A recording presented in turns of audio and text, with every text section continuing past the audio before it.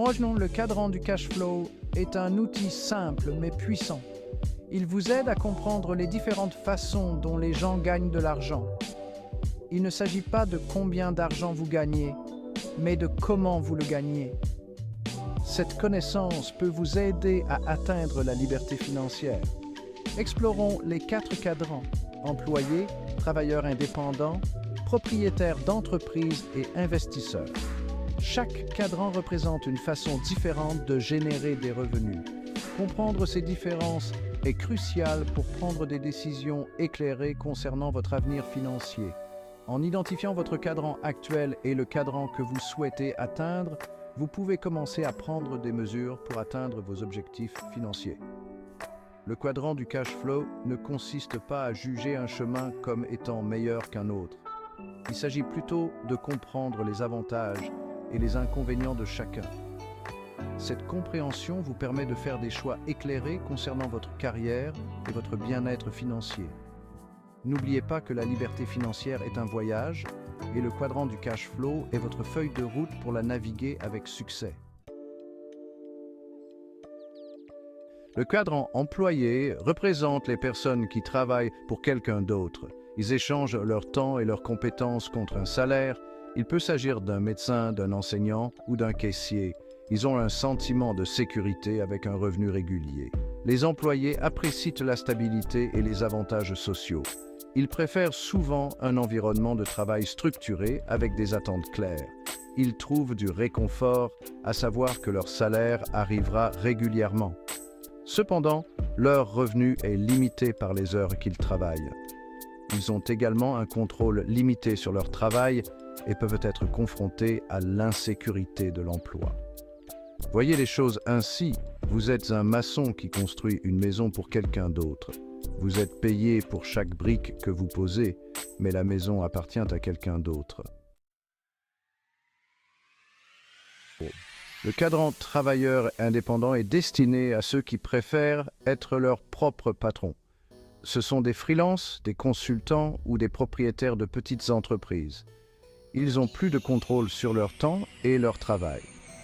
Ces personnes sont animées par l'indépendance et le désir d'être leur propre patron. Ils possèdent souvent des compétences spécialisées et apprécient la flexibilité qu'offre le travail indépendant. Ils sont passionnés par leur travail et fiers de leur art. Bien qu'ils aient plus de liberté, ils échangent souvent des heures contre de l'argent. S'ils ne travaillent pas, ils ne gagnent pas d'argent. Cela peut conduire à de longues heures de travail et à un risque d'épuisement professionnel. Imaginez que vous construisez maintenant votre propre maison. Vous avez la liberté de la concevoir comme vous le souhaitez, mais c'est toujours vous qui posez chaque brique. Là, les propriétaires d'entreprises créent des systèmes qui génèrent des revenus. Ils construisent encore des entreprises qui fonctionnent sans eux. Ils emploient d'autres personnes pour travailler dans l'entreprise. Il peut s'agir d'un restaurateur ou du fondateur d'une entreprise technologique. Ces personnes sont des visionnaires qui excellent dans l'identification des opportunités et la construction de systèmes pour les exploiter. Ils possèdent de solides compétences en leadership et s'entourent de personnes talentueuses. Ils se concentrent sur la création d'actifs qui génèrent des revenus passifs. Ils ont le potentiel de créer une richesse importante. Ils ne sont plus limités par leur temps. Cependant, la création d'une entreprise prospère nécessite un investissement initial important et comporte des risques inhérents. Au lieu de construire la maison vous-même, vous embauchez et gérez maintenant une équipe de maçons. Vous vous concentrez sur la croissance de votre entreprise de construction pendant que votre équipe construit des maisons. Section 5. Investisseurs. L'argent travaille pour vous. Les investisseurs font travailler leur argent pour eux. Ils investissent dans des actifs qui génèrent des revenus passifs, comme des actions, de l'immobilier ou des entreprises. Ils comprennent le pouvoir des intérêts composés et de la croissance à long terme. Les investisseurs sont motivés par la liberté financière et la sécurité. Ils privilégient la croissance à long terme aux gains à court terme. Ils comprennent l'importance de la diversification et de la gestion des risques. Ils profitent de la liberté financière et ont plus de temps pour les choses qu'ils aiment. Cependant, investir nécessite des connaissances et une planification minutieuse. Cela implique également un certain niveau de risque. Imaginez que vous possédez tout un quartier de maisons. Le loyer de chaque maison vous revient, vous procurant des revenus sans que vous ayez à lever le petit doigt. Section 6. Différence d'état d'esprit et de mode de vie. Chaque quadrant s'accompagne d'un état d'esprit et d'un mode de vie différent. Les employés apprécient la sécurité et la stabilité. Ils préfèrent un environnement de travail structuré. Les travailleurs indépendants privilégient la liberté et l'indépendance. Ils aiment être leur propre patron. Les propriétaires d'entreprises sont motivés par la croissance et l'innovation. Ils se concentrent sur la construction de systèmes et d'équipes.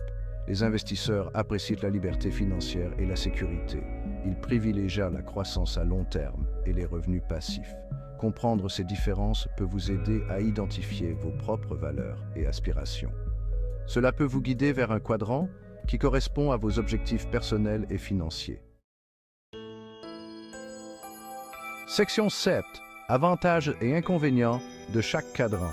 Chaque cadran a son propre ensemble d'avantages et d'inconvénients. Les employés bénéficient de la stabilité et des avantages sociaux, mais leur potentiel de gain est limité. Les travailleurs indépendants ont plus de liberté, mais ils échangent souvent des heures contre de l'argent. Les propriétaires d'entreprises ont le potentiel de créer une richesse importante, mais ils sont confrontés à des risques et à des responsabilités plus élevées. Les investisseurs profitent de la liberté financière, mais ils doivent acquérir des connaissances financières et gérer les risques. Il est important de bien peser ces facteurs lorsque vous envisagez votre propre carrière et votre parcours financier. Il n'y a pas de réponse universelle et le meilleur cadran pour vous dépendra de votre situation et de vos objectifs individuels. Section 8. Transition entre les quadrants. Il est possible de passer d'un cadran à l'autre avec le bon état d'esprit et la bonne stratégie. Cela implique souvent d'acquérir de nouvelles compétences, de prendre des risques calculés et d'adopter une perspective à long terme. La transition d'employé à travailleur indépendant peut impliquer de développer une compétence commercialisable et de se constituer une clientèle. Passer de travailleur indépendant à propriétaire d'entreprise nécessite de créer des systèmes et de déléguer des tâches. Devenir investisseur commence souvent par s'informer sur les différentes stratégies d'investissement et se constituer un portefeuille diversifié. N'oubliez pas que la transition entre les quadrants est un voyage, pas une course.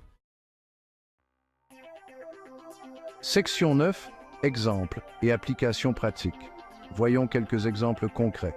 Un employé pourrait être un enseignant qui souhaite plus de liberté financière. Il pourrait passer au cadran T en proposant des services de tutorat en ligne. Un graphiste indépendant pourrait passer au cadran E en créant une agence de design.